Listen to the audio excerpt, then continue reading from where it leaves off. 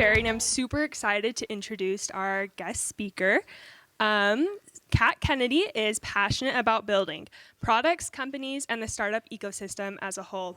Before joining Kickstart as a general partner, Kat was president and CXO of Degreed, a company dedicated to changing how people develop skills, build expertise, and grow their careers. She was instrumental in driving Degreed's growth, shaping its product and culture, and deepening its client relationships. She partnered closely with Degreed's customers to accelerate innovation and ensure their ability to quickly reallocate talent to the most critical strategic priorities. Kat's 15 years of operating experience give her a unique experience as an investor, one that allows her to not only spot talented entrepreneurs from all backgrounds, but also to serve as a mentor, fostering innovation through every stage of the company's growth. Okay, everyone, let's give a warm welcome to Kat.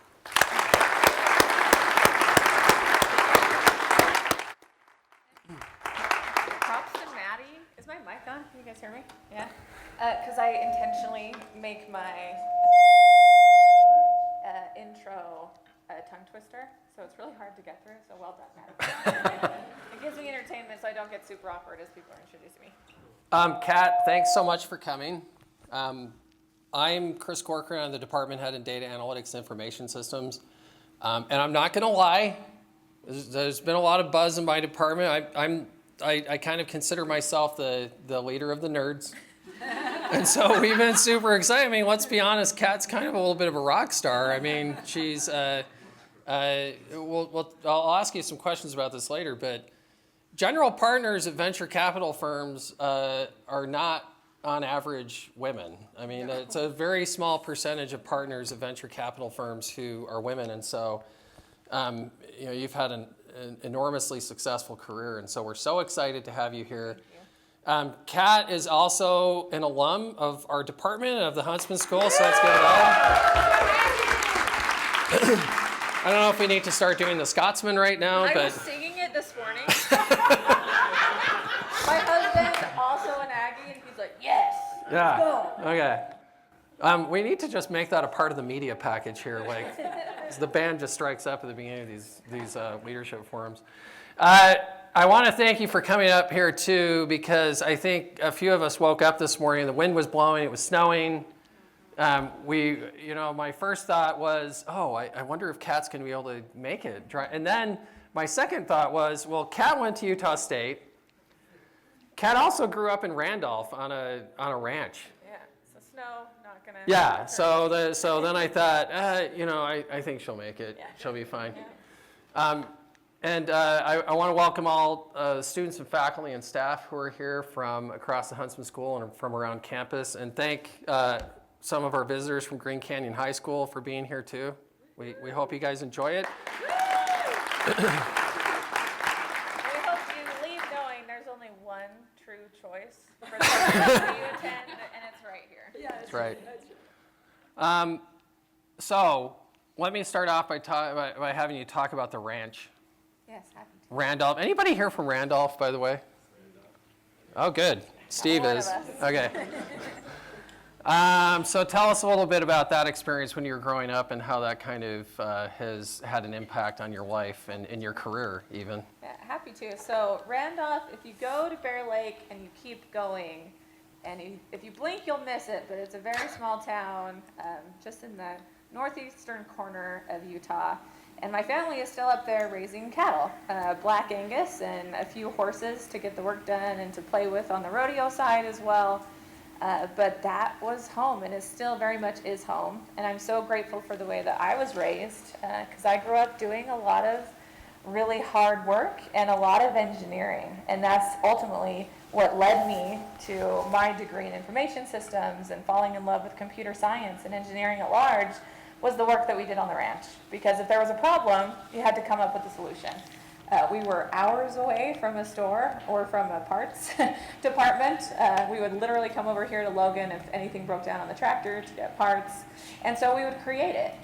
We would hack as many things together as we could. And so I grew up with that necessity of figuring it out and problem solving. And I had a teacher in junior high that introduced me to computer science. He had a vision for where the world was going to go, and he knew how critical that skill would be.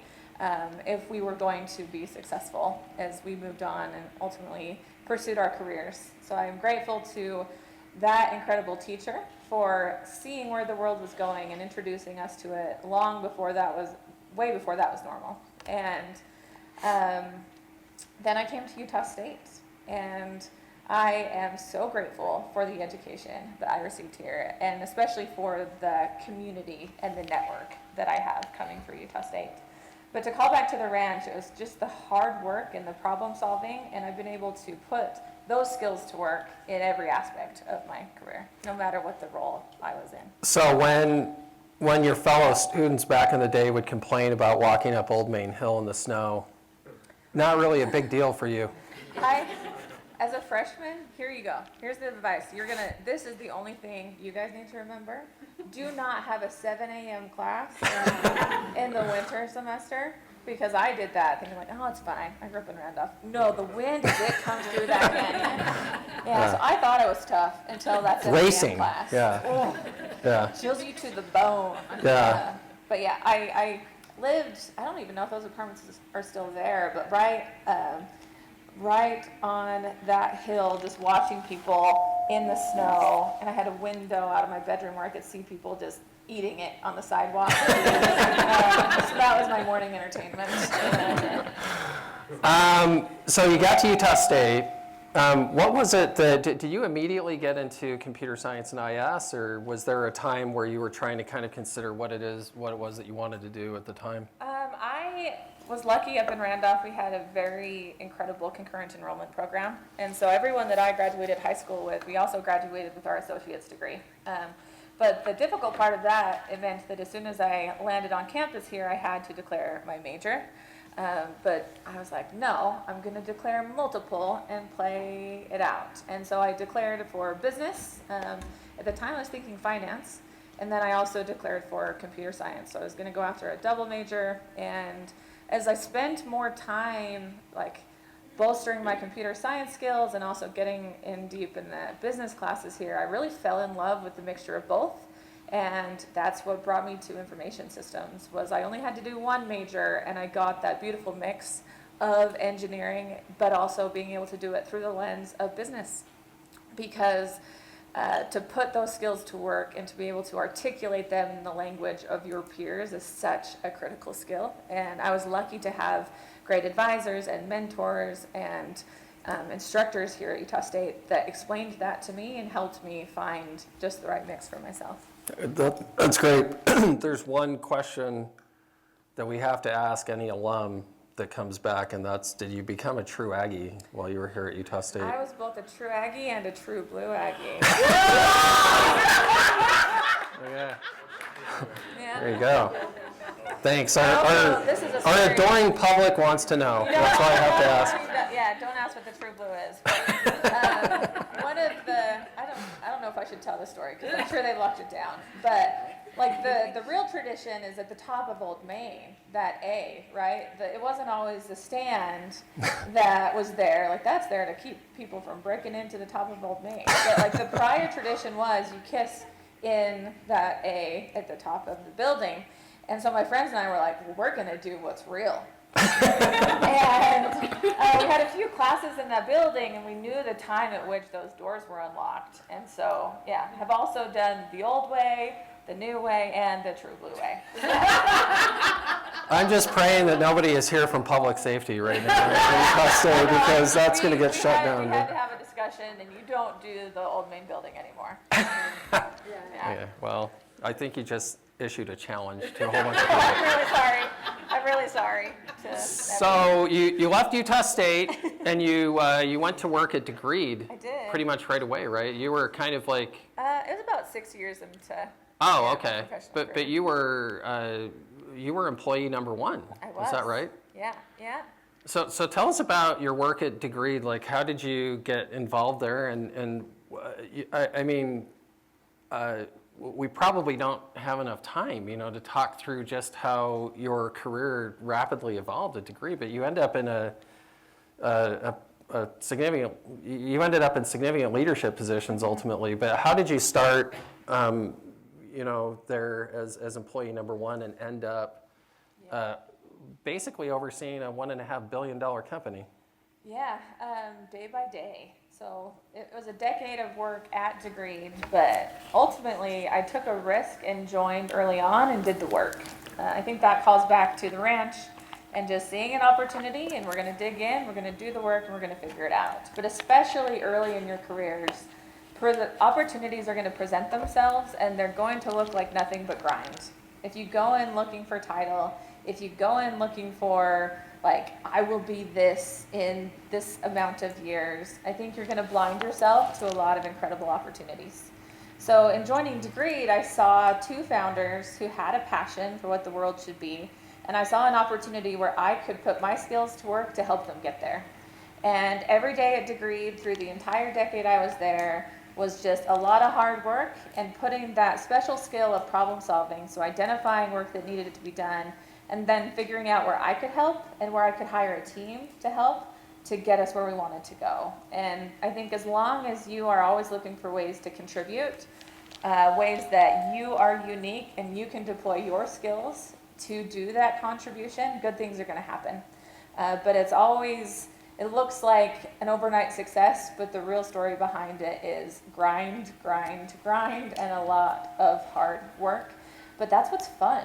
I think it is the most rewarding part of any job, is solving hard things and working together as a team to do so. And as I did that at Degreed, opportunities for professional development and growth also presented themselves. So I like to say that as Degreed grew, my career was able to grow right alongside it. So I joined as first employee, and as I left, I mean, there was not even, I didn't know as I joined Degreed that you can call yourself a business if you don't have revenue, but you can.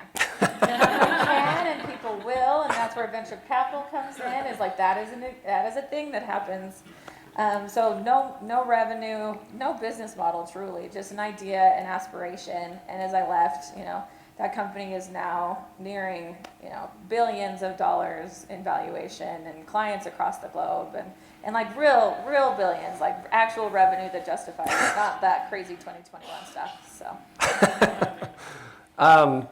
Tell us a little bit, just in retrospect, because spending some time at a company that was founded and incubated, nurtured in the Bay Area. Mm-hmm. You rub elbows with a lot of people who are from the coast. Mm-hmm.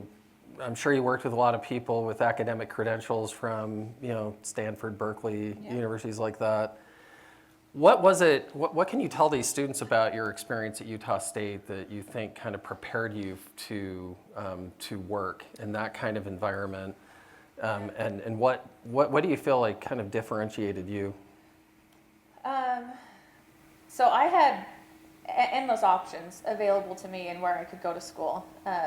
As I was graduating from Rich High School, you would not make this assumption, but I could have gone to Harvard undergrad, I could have gone to Stanford, like I had my pick, but those were going to cost me a good amount of money, and Utah State was such that I was going to be paid to go to school here. And so initially it was everyone I have met there I have loved, and I feel like I am at home at Utah State. And I feel like I can thrive in more ways than just my academic excellence while I'm there. So it was a tough choice between Harvard and Utah State, clearly. But ultimately I chose Utah State because I believed it would help me be, at least for my own personality, a more well-rounded individual. And if I wanted Ivy, I could go after that with my MBA, or if I chose to do something else as well. And that proved to be more true than I ever could have anticipated.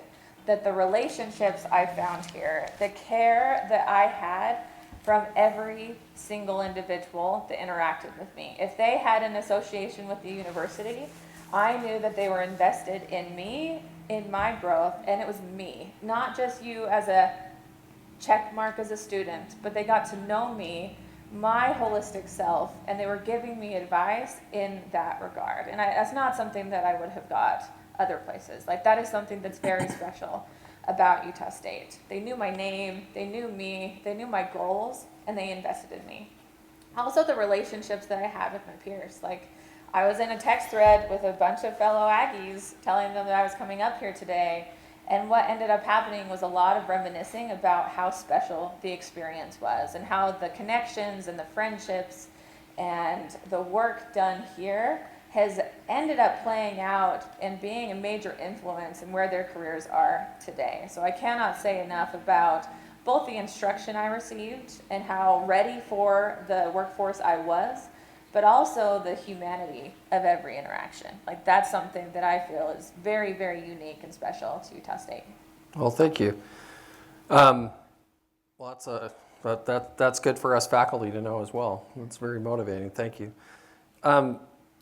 You spent many years at Degreed, and your responsibilities at the end were very different than the responsibilities that you started with. I mean, can you talk a little bit about that and just as kind of maybe a reflection that might help these students know how careers can change and evolve, and how you feel that you were prepared for that. I mean, how did it go from A to B? Yeah, so I mean, early on, it's about the work. It will be very clear to you what your measures of success are. So as you look for jobs, there's going to be job descriptions, and it's going to say, like, you'll know you're doing a great job because you're doing X, Y, Z. That's what happens early in your career, is it's early to measure your own success and your own contribution to that role, because it's easy to spell out, right? That doesn't always feel like strategic work, but often it is. And so early in your career, I would say do the work. Do it without any expectation of what happens on the other side. Like, contribute, do the work, and do it with an eye of helping those around you as well. So be a good teammate and get the work done without any expectation. That's what the first few years of your career are going to feel like. And that can be somewhat frustrating for those of us who would label ourselves as type A and driven and looking for the next thing, right? It can feel like you might be limiting yourself, but you're not, because you are putting in place a foundation for what's going to come after. So do the work, figure out what you're good at, what comes easy to you, what doesn't, because then if you choose to do so, you can get into leadership positions. And knowing yourself and what you are good at and what you aren't is very important, because it's instrumental as you start to put a team in place around you. What are you good at? What do you suck at? And who do you need around you, so that as a team, you can approach whatever opportunity it is you're chasing with the most solid team available to you. And that's a switch. There's a switch that goes from, I'm going to be excellent, I'm going to showcase how excellent I am, to suddenly you aren't measured by your excellence, you're measured by the excellence of the people around you. And so knowing both that switch is going to happen, and there's going to come a time where you being awesome isn't what makes you great. It's you're awesome, and through your awesomeness, others around you become more successful. And what I see often is people make that transition from individual contributor doing the work to something more of a leadership role, is they still measure their own success by how great they are. And that can be very demeaning and hard for the teams that they support. So that's a switch once you get into leadership of like, no, it's not about me anymore, it's about the team that I'm putting in place. And then as an executive, like, your job is to make yourself redundant. Like, a great executive, if you're doing work, it means something is broken in what you have put in place. And so you're constantly just looking for problems and trying to make sure that the holes are plugged so that everything can keep going. So like, your job is just to find problems as an executive, and then to make sure that you have zero part in solving them, because that's your team's job. And that's a very, very different muscle, but it's so fun. I think knowing that over the arc of our careers, the nature of the work is always going to be changing, and getting ourselves out of the mode of like, now I'm in it and it's going to be the same. Like, I had the same role, my title was the same for a lot of my time at Degreed, but the work that I was doing was changing every 6 months as the company grew. And so having that voice in your head that knows, hey, something might be changing about the type of work that I'm doing, it isn't always going to be obvious. And a lot of the mistakes I see younger people make in their careers is they try to make that switch too early. And so give yourself space and time to build a foundation, but also be aware that there's going to come a point where that might shift just a little bit. So, so you got to that point where you were in a management position, and then speaking of switches, what was the switch that went off that made you become more interested? I mean, you'd spent many years building a company, and then you had this opportunity to become a partner at Kickstart. And so that's a big switch, because as opposed to building a company, you're looking at facilitating the building of other companies. Yeah. So what was it that kind of made that challenge attractive? Yeah, I had reached the point in my career where I could have stayed at Degreed. It has the potential to grow into, at some point if they decide so, a public company. And it was like, do I want to stay and be an executive at a public company? Maybe someday. I'm on the succession path to be a CEO there at some point. Like, do I want to be a CEO of a public company? Do I want to join an earlier company? And I had offers to be CEO at earlier stage companies. Like, do I want to be CEO? Do I want to be the person? Do I want to do it at a public company, at a private company? What does that look like? Or the wonderful thing about Degreed is it's a venture-backed company. And so it's basically, I'm going to put rocket fuel underneath this company in the form of capital, and we're going to make it grow really fast, get to market as broad of a market as we can, and then it can be self-sustaining, right? And that's just like, they call it a rocket ship, not because like, oh, fun, it's great, I want a rocket ship. It's like, no, because you're under rocket fuel and it better work. Right? It's not just like the moon. I guess more like the of the rocket. And I loved it. It was so fun because you were basically just putting a pressure cooker on evolution and on change. And that happens because of venture capital. There are gates they expect you to pass through, and they're going to give you money at each one of them if you can showcase that the business is worth it. And I loved it. Like, fundraising and talking to those investors just fed me. And so I knew at some point I wanted to do the work that they were doing, but I anticipated it being much later in my career. I thought I would go do a CEO stint or two and then, retire and chill out as a venture capitalist. But as I was making those decisions about what was next for me, a mentor heard that I wanted to do venture capital at some point. And very sneakily, he started doing breakfast with me, and he just explained the type of work that they were doing, why he believed I was primed for that work, and he won me over. So something that I believed would be much, much later in my career, once I had made it, which do we ever make it, I would make that switch. Like, I was able to jump over earlier. And the why is because I know myself well enough to know what I'm great at and what I'm not great at. I also know my mental state and what makes me anxious and what helps me be more present for those that I support, for my family, what balances out the entirety of my life. And so as I was looking at myself and what I'm good at, like venture capital, and now I get to wake up every day and it validates it to be true, like I was built for this work. The things that made me so great as an executive, like the little tiny pieces of it, I get to do that as the bulk of my job now as an investor. So it was really just, I have an executive coach. He would say, like, this was an exhausting 4-year journey for Kat to get to this point, and he got to coach me through it. But his advice helped me realize, like, this is actually the perfect fit for you, not just some soft landing once you've been through the entirety of it. Oh, that's awesome. Throughout your career, also, you've been in tech, came out of IS, you've now moved into venture capital. You've been in a lot of meetings where you are the only woman in the room or one of the only women in the room. Yep. Can you reflect on that a little bit for us and how, the advice you might have for other women in the room who are, looking ahead? How is it that you kind of navigate those spaces when you feel maybe sometimes like there aren't more women around? Mm-hmm. I think it's an intricate balance when you find yourself as an only or an other in the room. And that can happen a lot as females, it can happen a lot as a minority, right? Whether no matter what that is, we all have differences. And so sometimes you can be the only man in a room and you feel that I'm the only, something's off, right? Because we as humans, we notice it.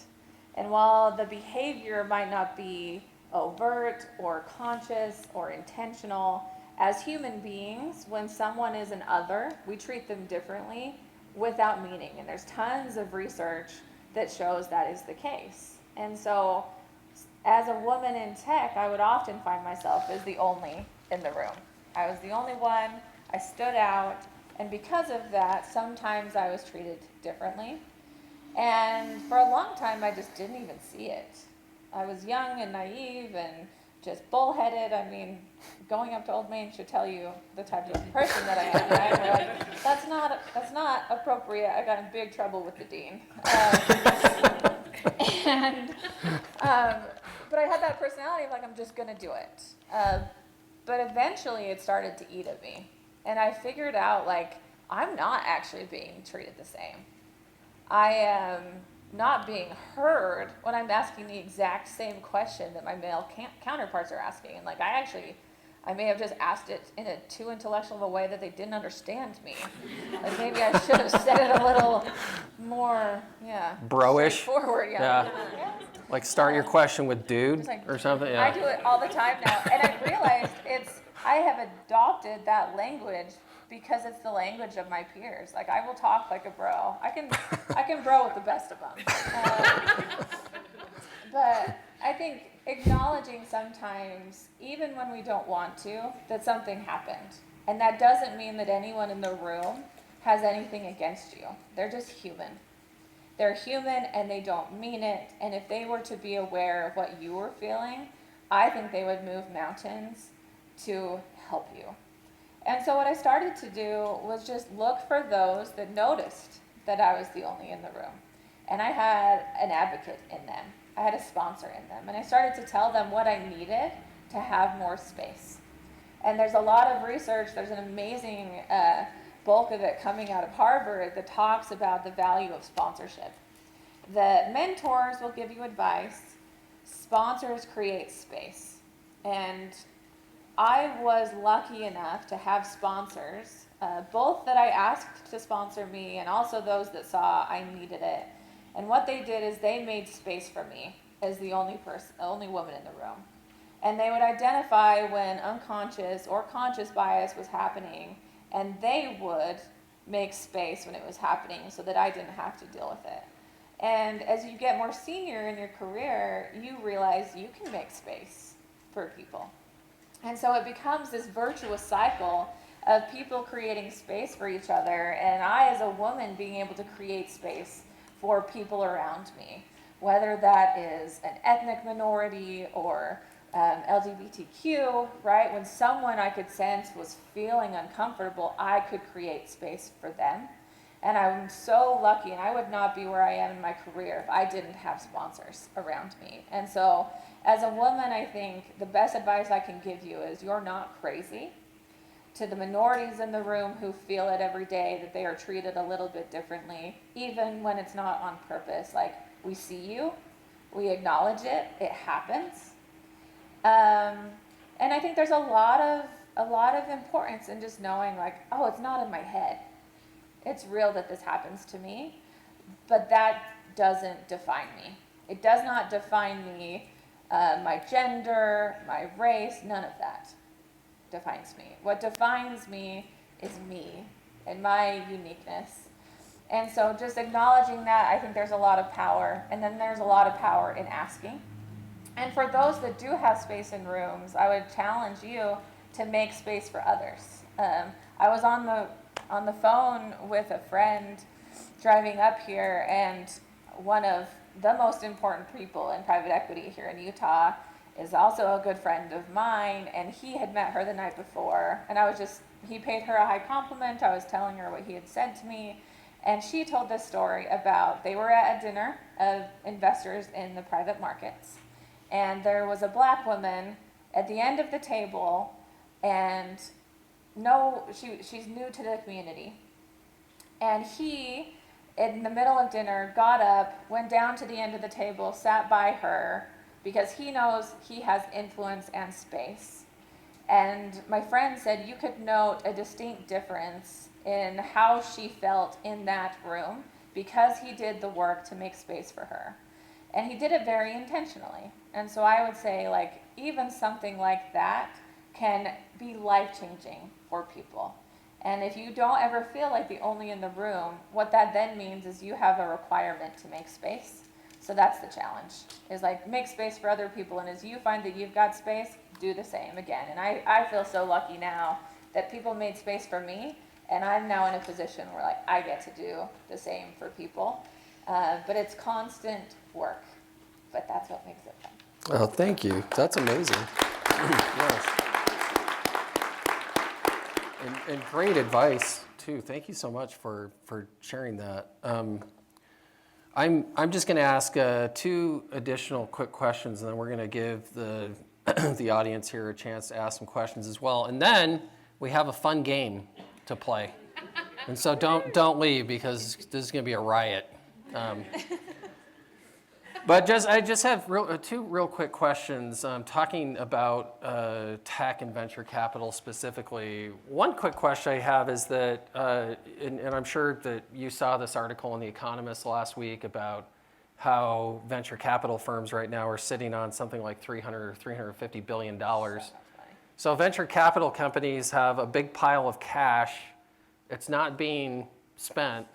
Can you kind of explain to us briefly why that is? I mean, from your standpoint. Ooh, okay.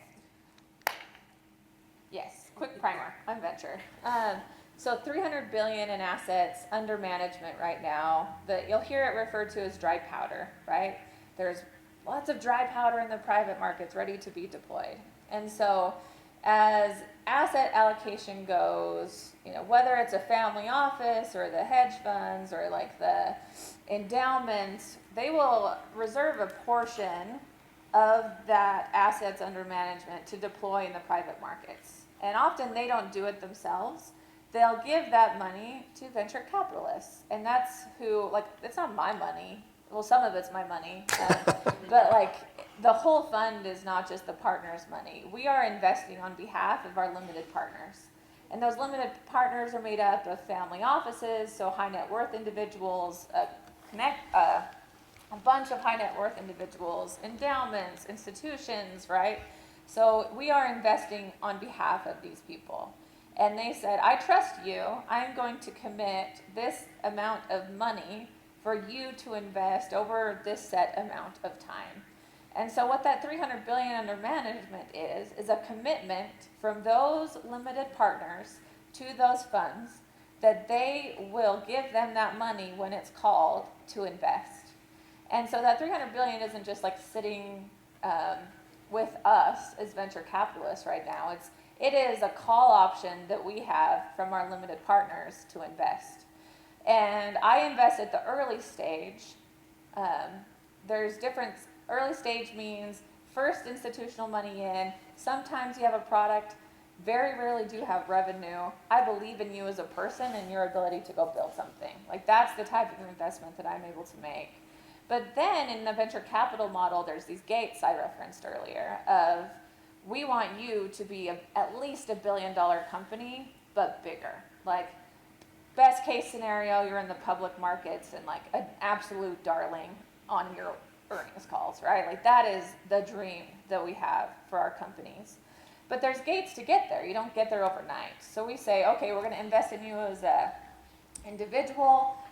Then you've got Series A, which is you've got $1 million in revenue. We need to get you to 10. And to get to 10, like you're going to start refining your machine and making sure that everything's okay. Because then we're going to throw a shit ton of money at you. And that's called the growth stage, right? And growth stage is like, okay, we know you have product market fit. We know you got a business model. We are going to put so much money to scale you. But you've got to have a machine that can handle it and can scale, right? And then if everything goes well, you're at the pretty place, right? So early, like seed, early stage growth. And what you saw through 2020, 2021, and 22 was a lot of insane behavior across the board from venture capitalists with pressure from LPs sometimes, and especially in the late stage. So most of that big assets under management, like Tiger Global would go in and give a check with very little diligence, and they are not the only ones. We just like to pick on Tiger because it's fun. They would just give a check and give a valuation that was really, really hard for these companies to grow into. But that was happening across the board. And so what has happened is in those late stage, a lot of the LPs are saying, earn my trust back. Earn my trust back that I should give you my money to deploy on my behalf. And it might be that overt and explicit, and in some cases it's just a little look that like, I need you to adjust behavior. And so you've seen a drastic slowdown, both in deployment of the late stage capital, but also in the valuations that these companies are getting, right? But at the late stage, that's not okay. Because if I'm B going to C, and Tiger Global said I was worth $1 billion, and I need to raise money again, and they're telling me, no, you're worth 300 million, oh, we've got a problem, right? So both on the company side, you're seeing a slowdown of like, I got to earn into that valuation that was given to me, and I'm actually not worth that.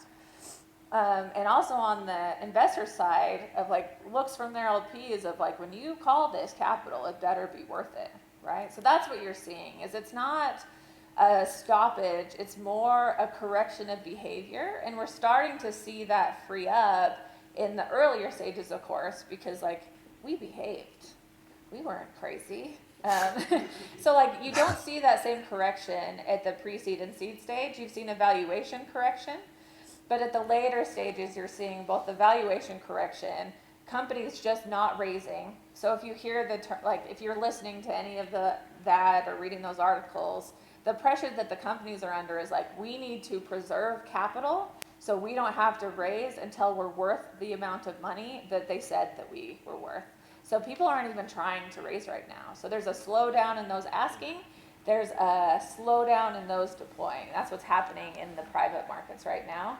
And there's a model of like, you can kind of see what's going to happen if you watch the public markets, how that's going to trickle down into the private markets. But like, it's really, if you're a finance nerd, like it's a really, really fun time. It's so much fun. Just be like, human behavior, we do weird stuff. But yeah, it's a cool time. Like pay attention right now because you're in a tidal shift of how capital is deployed. And that's why I love early stage, because you're also in a tidal shift of how business is done and what the expectations of you are. And like, that's an opportunity to chase it. Like I graduated in 08, like the financial crisis, but like that was fun. It was fun because everyone was like, we weren't behaving. We've got a correction. We're going to do better. And that's where magic can happen as you're just getting started. I believe we are in another one of those moments. Thank you. I'm going to ditch my second question. I was going to ask you. No. That was extremely interesting. I mean, really, I've been kind of interested to know what your take on that is ever since I read that article last week. The LPs just slap people's wrists. That's the summary. Yeah. So I want to open it up to students for a few minutes. If you have a question, please raise your hand. And McKenna and Maddie have microphones over on the side. Raise your hand high. There you go. And tell us when you get the mic, tell us your name and your major. Hello? Can you hear me? I can hear you. Yeah. My name's Trey. Hi, Trey. Hi. I'm a finance major. Or hold the mic up to your mouth there. There you go. I'm a finance major, and Turn it on. I'm curious how you be yourself around all those guys, and also where do you get your courage from? Is it from your sponsors, or what's your greatest source of courage? That's an amazing question, Trey. All right, so first is like, how am I myself when I like, you guys, have the investment banks come calling yet? Have you guys met them? You will. I mean, it's a every industry has a culture, and the culture of finance is very, very It is type A, it is aggressive, we do the work, we're gonna make sure that like I can bully you and you can handle it without collapsing in on yourself, right? Like it's a game and like they have fun playing that game with you. So it's like a very unique culture when you are in finance because they're testing you, they're playing with you. They wanna make sure that you have the wherewithal to continue to thrive in a very high pressure environment, right? So I think the first thing is just realizing like it's a game. It's a game. And they want to make sure that culturally you can handle the work that you're going to need to do. And so how do I keep up? It's like I have fun when it's a game because I like to win. And if I know that they're playing me and they're testing me, like I like to think of the business world, the best advice I ever got from a mentor was like, act like you're playing a game of 3-dimensional chess. And just because someone's interacting with you in what seems like a straightforward way, that might not be true. Everyone has intent, everyone has motive, everyone has a perspective. And if you're gonna be successful, and I believe this is what's being pulsed for with the finance crew more than anything, is they want to know if you can think critically in human interaction. And so they're testing you in that way to pulse your ability to think critically on your feet and still thrive in a business environment. So like, how have I been able to do it? Like, that is a game to me, and I find it fun because I love nothing more than the look on their face and they realize sometimes years later, I played them. Like, that is just like the best feeling in the world. So where do I find my courage?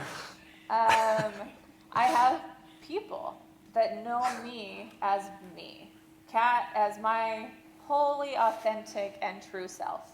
I don't have to be in a mode for them. I don't have to I can be vulnerable with them. And I think having safe spaces to be authentic and be vulnerable are what give you the courage and the strength to push through when a lot of things are like critical thinking and it's a game and who's going to win. Like, you've got to have a space where you can just be you and you can decompress. And I'm so lucky that through the years I've had that space. Sometimes from my sponsors, sometimes from my partner, sometimes, friends, but I've always had that space that's safe. And so finding that for you so you can find yourself, because that's the best part of growing up. And I'm still growing up, even though I'm old to you guys now, right? Is that I'm still learning who I am. I'm still evolving, and I need a space to figure that out so that I don't just get caught up in the tide and then wake up someday wondering, who is this person in the mirror? Yeah, so hopefully that answers your question. Thank you. Another question? Here we go. Oh, here, let's go here. McKenna.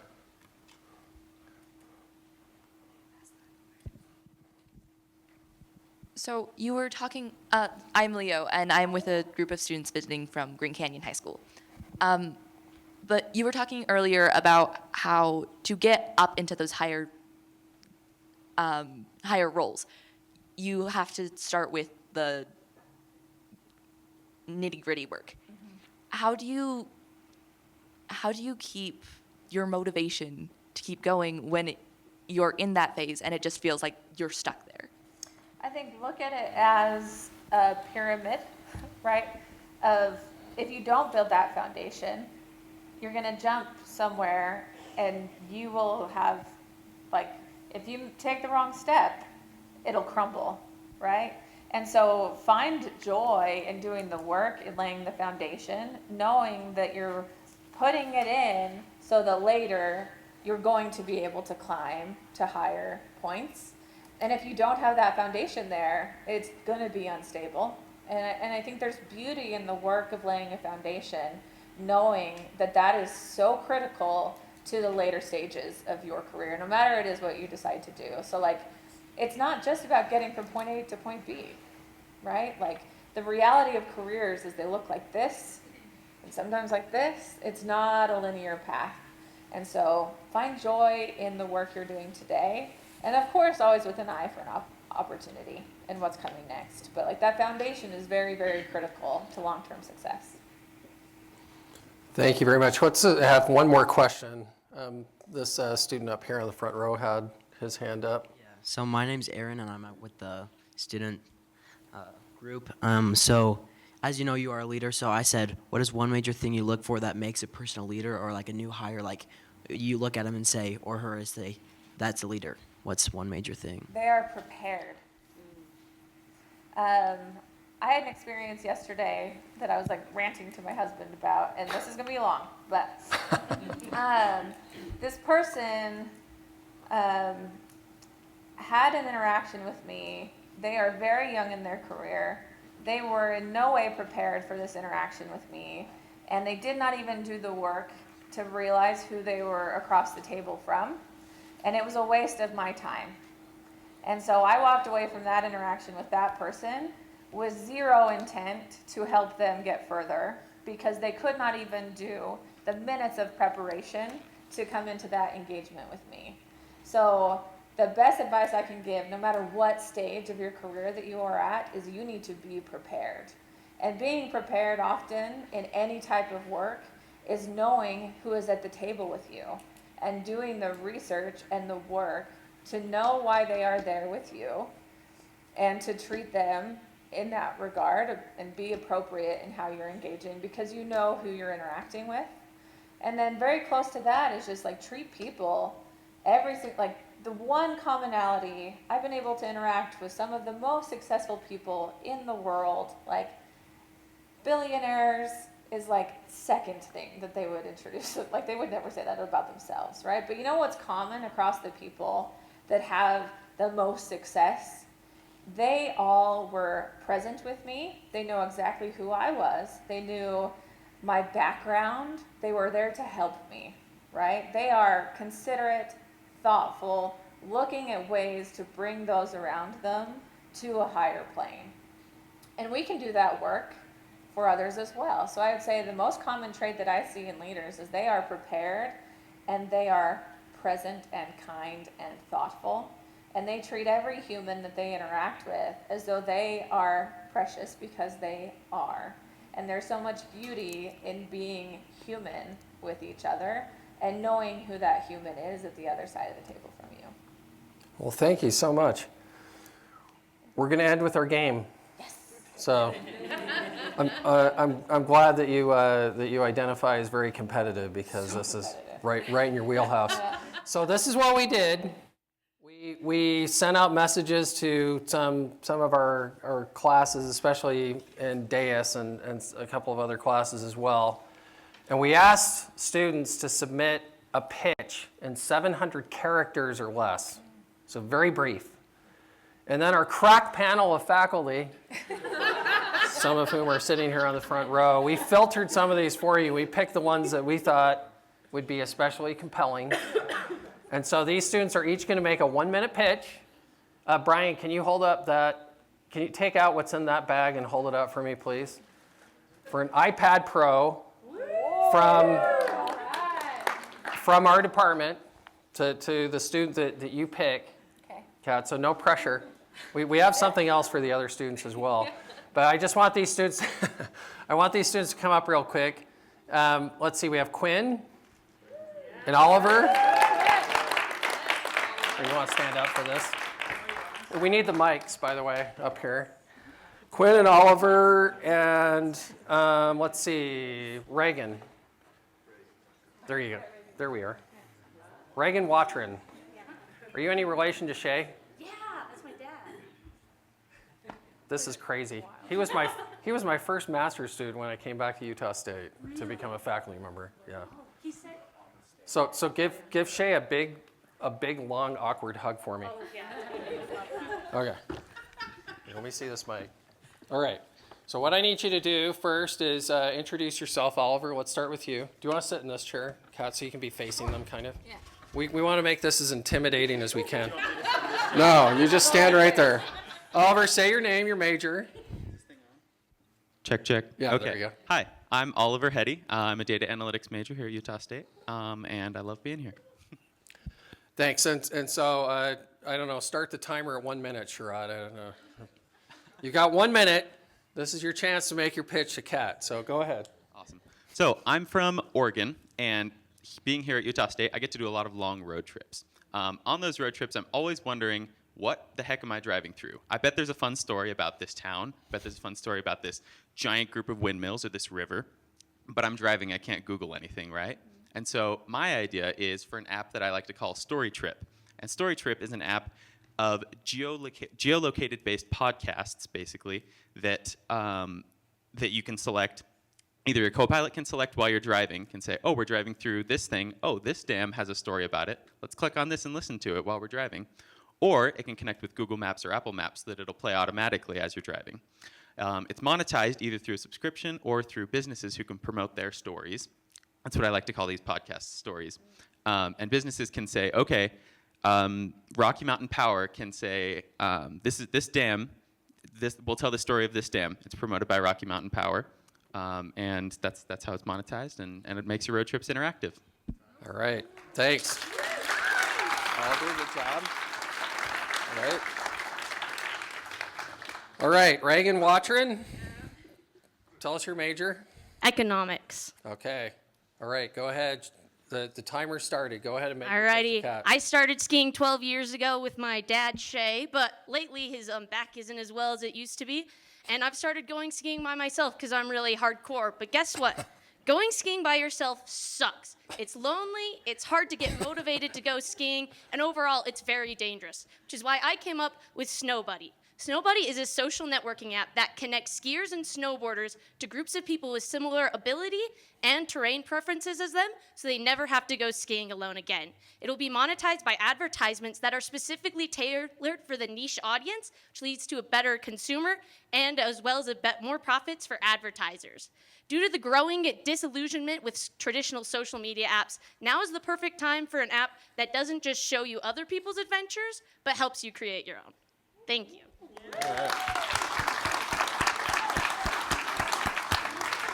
All right, Kat, how are they looking so far? Awesome. Will you please build these? Okay, finally, Quinn Gerber. Go ahead and tell us your major. All right, my name's Quinn. I'm in information systems and data engineering. All right, make your pitch. All right, in Logan, we have multiple grocery store chains, right? We got Walmart, Smith's, Winco, Lee's, to name a few. Stores that all sell essentially the same items, but also at different price points, right? If you're like me, you like to get everything on your list for the best price you can, right? So I present an app where, first, you enter all the items you would like in your shopping trip and select the stores that you would consider buying from. Second, the app queries these websites for you and brings back a list of stores that have your items in stock, tells you what price they are, and if they offer pickup and delivery in your area. From there, it's easy to decide which store you'd like to buy from, and you can go in with full confidence that you will find all the items at your store. And that makes shopping for your necessities just so much easier. All right, thanks, Quinn. All right. Any kind of like general comments, I guess, before you tell us who should get the iPad Pro? First, it's so hard to do a pitch in a minute, so huge round of applause.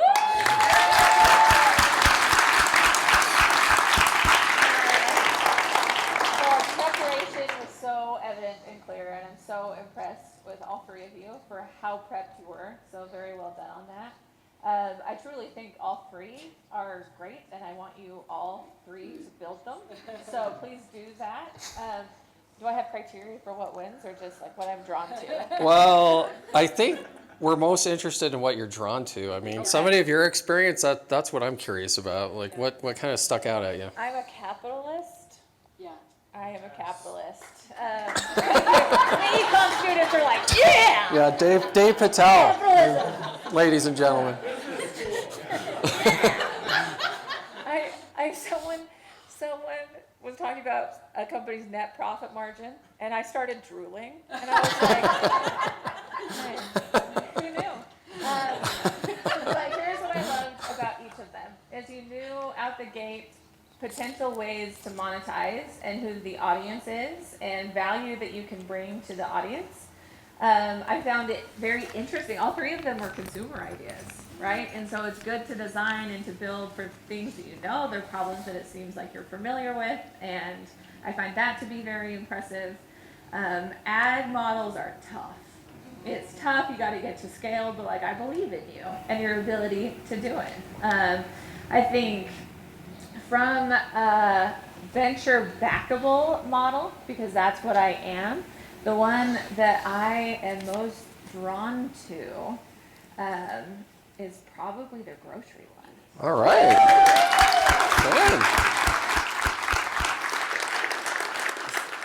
But yeah, it was tough. All three were incredible. Well, thank you very much. And we actually do have gift certificates, $50 gift certificate for each of the other two finalists, as well to the USU bookstore.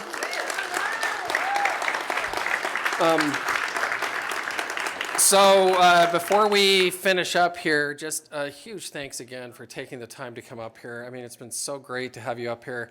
I hope it's okay to say we're going to be hanging around here for a minute because Kat's not leaving right away. If you want to come up and meet Kat, please, come up and shake her hand and talk to her. And you were telling me that a bunch of students from the Huntsman School have already connected to you on LinkedIn as well. Yes. So if you want to seek Kat out on LinkedIn, please look her up. Yeah, you've already impressed me. Like the 9-day difference between someone who had an hour with me and they were like, so who are you? And I had at least 50 students connect with me on LinkedIn, send me personal messages, tell me what you're up to and how I can help you, and like do that all the time. I'm more than happy to help you. So thank you very much. And let's give one last round of applause to Kat today.